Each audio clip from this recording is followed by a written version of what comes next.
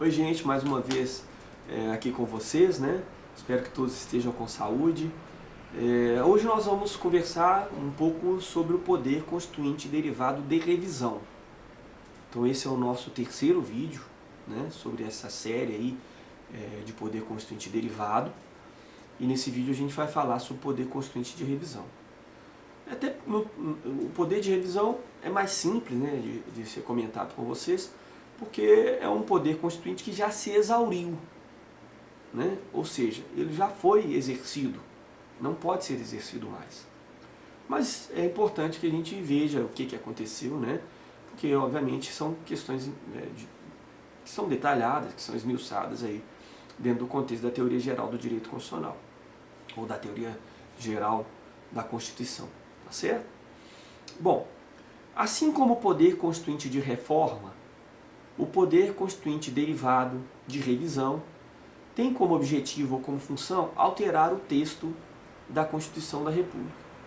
Na verdade eu posso dizer que teve, né? Porque houve uma previsão feita no ato das disposições constitucionais transitórias, artigo 3º do ADCT, né? Você vai encontrar lá na página do Planalto, onde você pega lá, né, a Constituição, você vai ver na parte final, logo após as assinaturas dos constituintes, você vai encontrar, se for uma Constituição física, os artigos do ato das disposições constitucionais transitórias. Se for um acerto virtual, um acerto eletrônico, é fácil, é só ir lá no que se chama de ADCT e você vai ver esses artigos. Ao ler o artigo 3º, você vai perceber que foi possível, né, 5 anos após a promulgação da Constituição de 1988, né, de 5 de outubro de 1988, uma revisão mais ampla do texto constitucional. Foi, na verdade, determinada essa revisão, né? Então, a ideia dos constituintes era que, após 5 anos de aplicação da Constituição na nossa vida, né, na vida dos brasileiros, se pudesse fazer uma análise mais ampla sobre o que realmente deveria ser mantido, o que poderia ser alterado ou até retirado do texto constitucional. A esse tipo de poder se atribuiu o nome de poder constituinte derivado de revisão.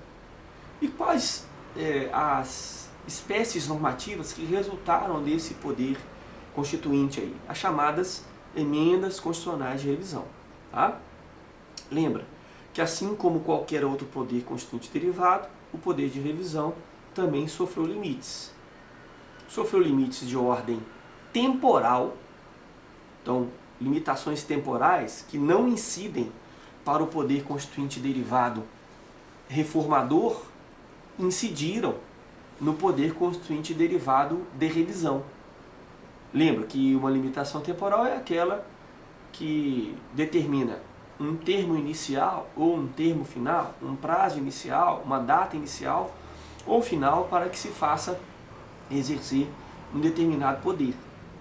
Nesse caso, como o artigo 3º, daqui a um pouco eu vou fazer a leitura dele expressamente para vocês aqui, determina ou determinou a revisão constitucional deveria ser feita 5 anos após a promulgação da Constituição. Então tem aí uma limitação temporal. Nós também tivemos limitações formais, limitações de procedimento, né? Assim como o poder constituinte derivado reformador também sofre essas limitações, podemos dizer que houve limitações relativas à forma através da qual poderia ser exercido esse poder de revisão. Então, poderia haver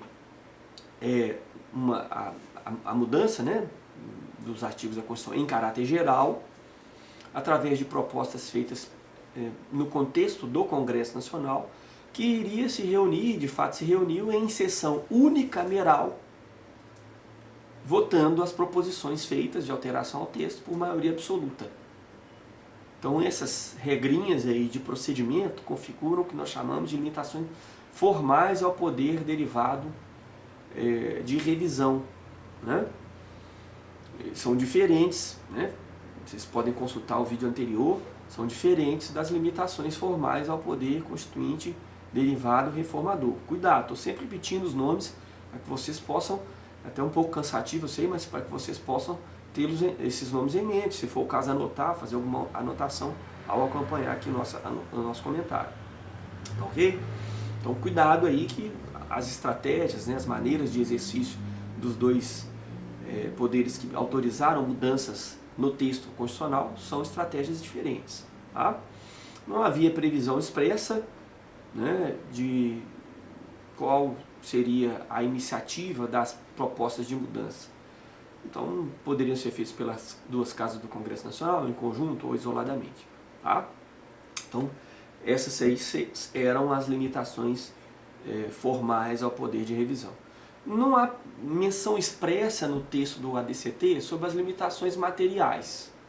Mas veja, se nós temos cláusulas pétreas que impediam a mudança de determinados, a mudança radical, diria, de determinados aspectos no contexto da Constituição brasileira, aspectos esses que fazem parte, vamos dizer assim, do cerne, né, da nossa estrutura política, é possível depreender que esses determinados valores, esses princípios, também eram princípios que deveriam ser preservados pelos integrantes do Congresso Nacional quando fizeram a revisão da Constituição.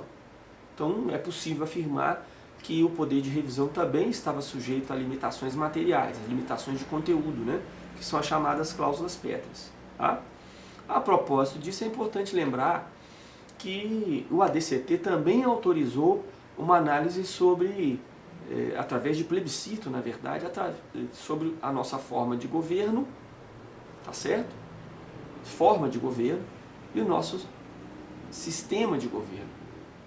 Então, nós escolhemos, né, em 1993, sobre a possibilidade de continuarmos sendo uma república ou de voltarmos a ser uma monarquia. E também escolhemos sobre se adotaríamos o sistema presidencialista ou parlamentarista.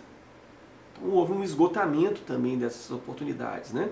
Essa consulta plebiscitária já foi feita e nós sabemos qual é a nossa forma de governo e qual é o nosso sistema de governo, república presidencialista. De modo que é possível compreender que nem mesmo por uma emenda constitucional, fosse de revisão, fosse emenda constitucional pura e simples, como essas que derivam do poder reformador, esses dois tópicos, né, forma de governo e sistema de governo, não mais são passíveis de alteração. Pelo menos esse é o pensamento que eu sustento.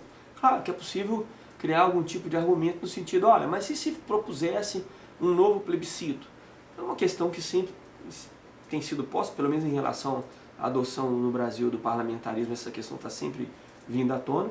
Eu sustento, por enquanto, por causa desse esgotamento, desse exaurimento, né, da previsão do artigo 2º do ADCT, de que não é possível alteração nesse sentido, nem mesmo com um novo plebiscito.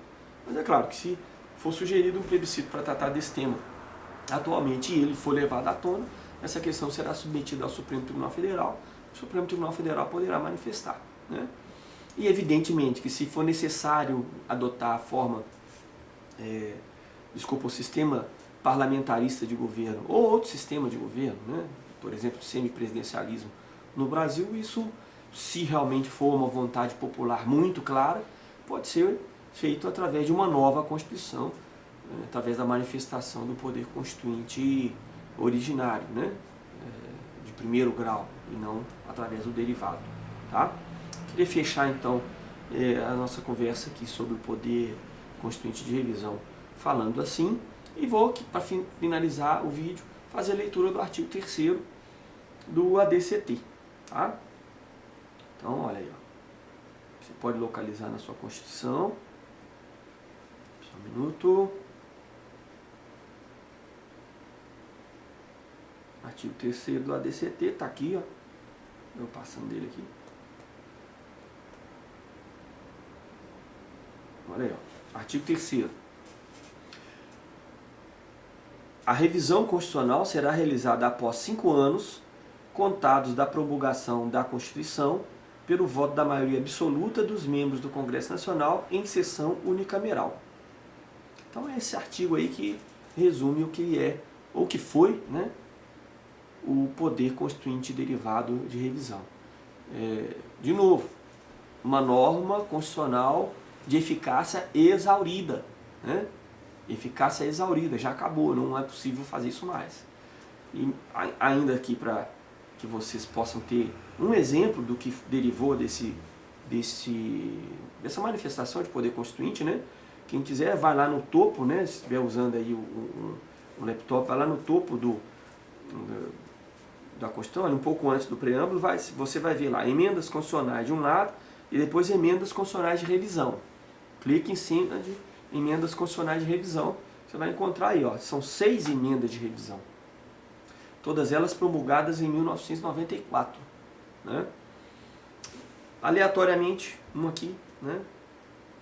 Alterou o artigo 82 da Constituição da República e substituiu, né, a expressão 4 anos por 5. Desculpa, a expressão 5 anos por 5. O que trata o artigo 82? O artigo 82 trata sobre o mandato do presidente da República. Né? Então, uma emenda constitucional de revisão permitiu a alteração aí do mandato do presidente da República, que era de 5 anos, passou a 4. Só para vocês terem um exemplo aí, de que embora a pretensão fosse uma revisão geral, né, do texto constitucional, essa revisão só resultou em 6 modificações. Tá? Então, se vocês tiverem interesse, eu sugiro que façam isso. Consultem aí no seu livro, né, na sua Constituição, os assuntos ou os temas das 6 emendas de revisão. São só 6, então vale a pena dar uma olhadinha, tá certo? Aí sim, fico por aqui. Até o próximo vídeo. Saúde para vocês!